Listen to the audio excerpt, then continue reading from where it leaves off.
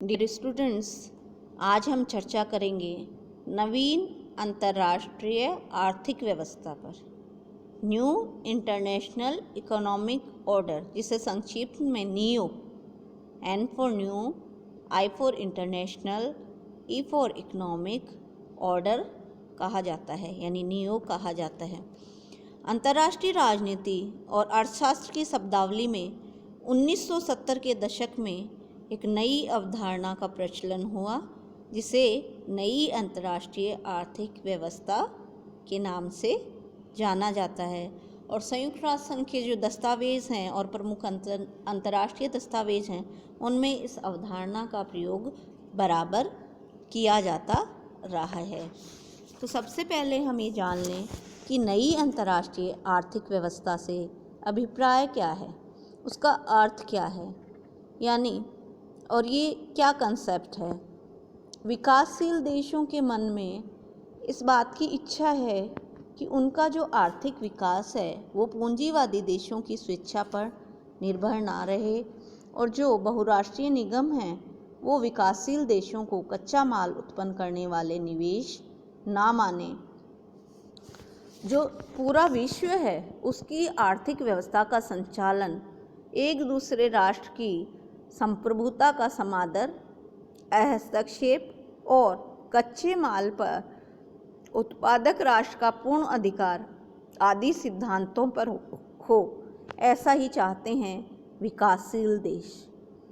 और ऐसा चाहने के आधार पर जो नई अंतर्राष्ट्रीय आर्थिक व्यवस्था है की जो मांग है, उसका अर्थ ये है कि जो संपूर्ण विश्व की अंतर्राष्ट्रीय आर्थिक व्यवस्था है वो न्याय और समानता पर आधारित हो।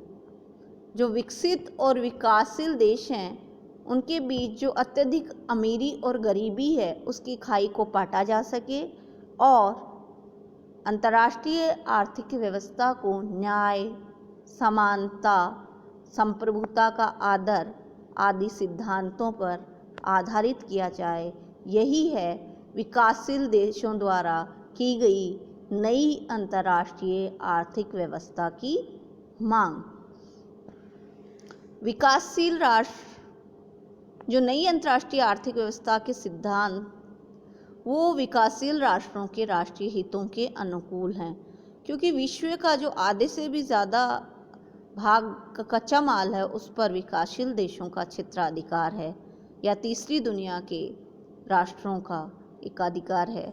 इसलिए तीसरी दुनिया के राष्ट्रों ने या विकासशील राष्ट्रों ने नवीन अंतर्राष्ट्रीय आर्थिक व्यवस्था के निर्माण की बात की है।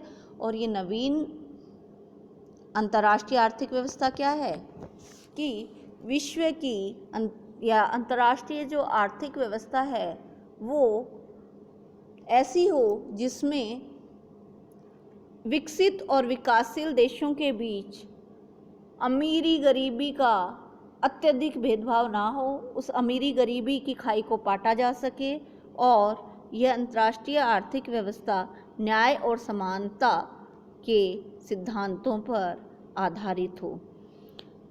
जो ये नवीन अंतर्राष्ट्रीय आर्थिक व्यवस्था है उसके बुनियादी सिद्धांतों पर हम चर्चा करते हैं।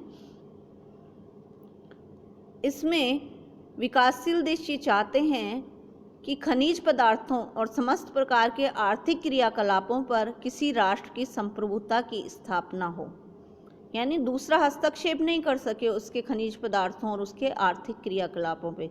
जिसमें वो जिस देश में खनिज पदार्थ पाए जाते हैं उस देश का ही उस पर अधिकार हो।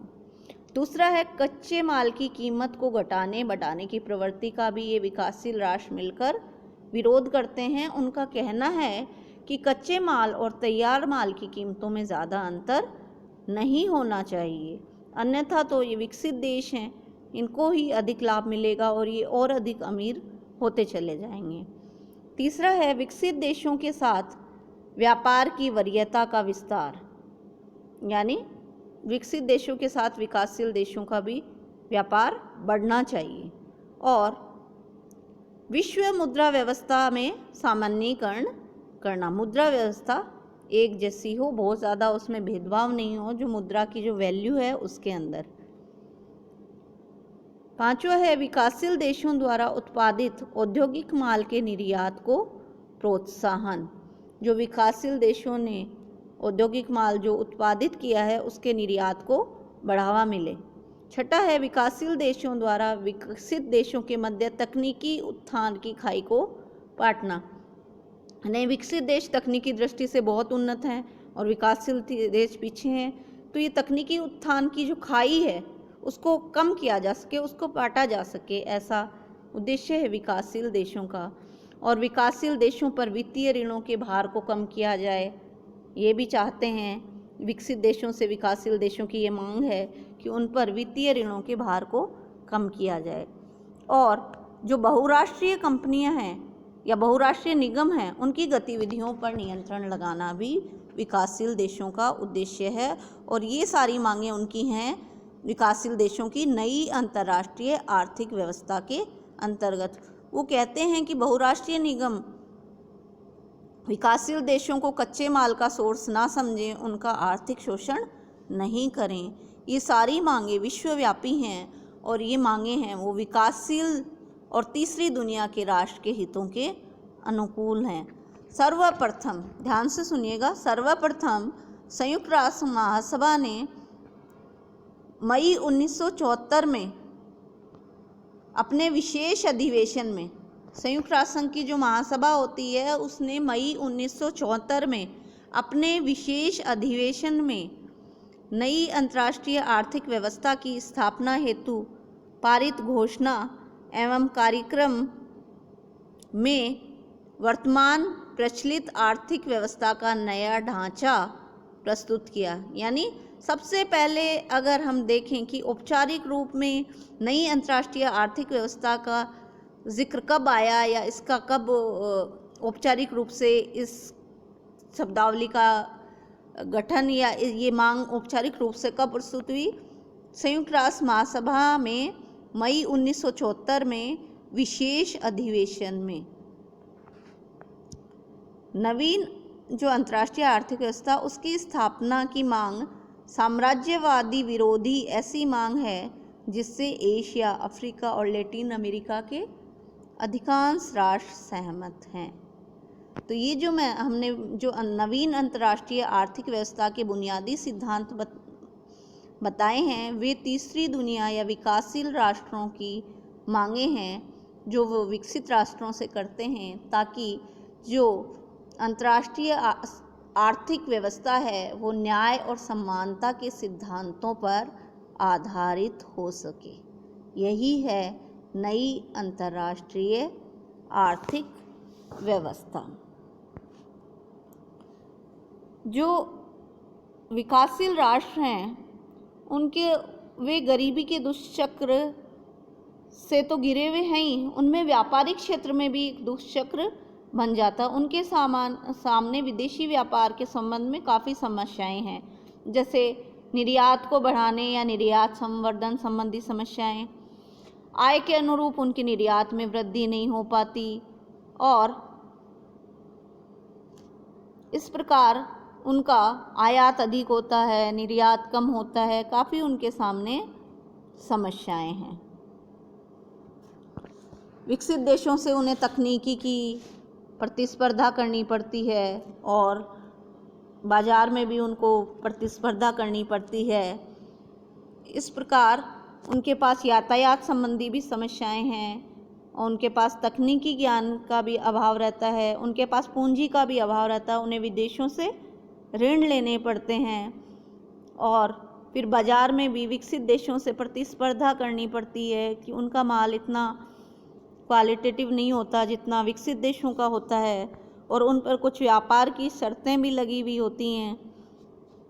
व्यापार की शर्तें क्या होती हैं? जिस पर किसी देश के निर्यात और आयात में विनिमय होता है। तो इस प्रकार जो विकासशील देश हैं उनको व्यापार में कई समस्याओं का सामना करना पड़ता है, इसलिए विकसित देशों की तरह तेज़ी से विकास नहीं कर पाते। नई अंतर्राष्ट्रीय अर्थव्यवस्था की जो मांग थी वो 1970 और उसके बाद में क्लियर रूप से अस्तित्व में आई है। मैंने आपको अभी बताया कि 1974 में महासभा, संयुक्त राष्ट्र संघ की महासभा के विशेष अधिवेशन में इस मांग को रखा गया। लेकिन इसके बैक में हम जाएं तो 1960 के दशक में के अंत तक एशियाई और अफ्रीका देशों ने राजनीतिक स्वतंत्रता प्राप्त कर ली थी। राजनीतिक स्वतंत्रता तो इनको प्राप्त हो गई थी, लेकिन ये आर्थिक दृष्टि से पिछड़े हुए थे और औद्योगिक और विकसित देशों पर निर्भर थे। इसलिए तीसरी दुनिया के जो नव स्वाधीन राष्ट्र थे, उन्होंने गुटनिरपेक्ष आंदोलन के मंच से धनी और निर्धन देशों के आर्थिक मामलों और नई अंतर्राष्ट्रीय अर्थव्यवस्था के मसले को उठाया। इस प्रकार नई अंतर्राष्ट्रीय अर्थव्यवस्था की मांग शुरू हुई और अगले वीडियो में हम चर्चा करेंगे कि नई अंतर्राष्ट्रीय अर्थव्यवस्था के लिए किस किस प्रकार के विचार विमर्श हुए और इसके लिए किस किस प्रकार के जो संवाद के लिए किस किस प्रकार की संस्थाएं या सम्मेलन बने हुए हैं, या किस तरीके से अंतर्राष्ट्रीय अर्थव्यवस्था की स्थापना की मांग को बल मिल रहा है। धन्यवाद।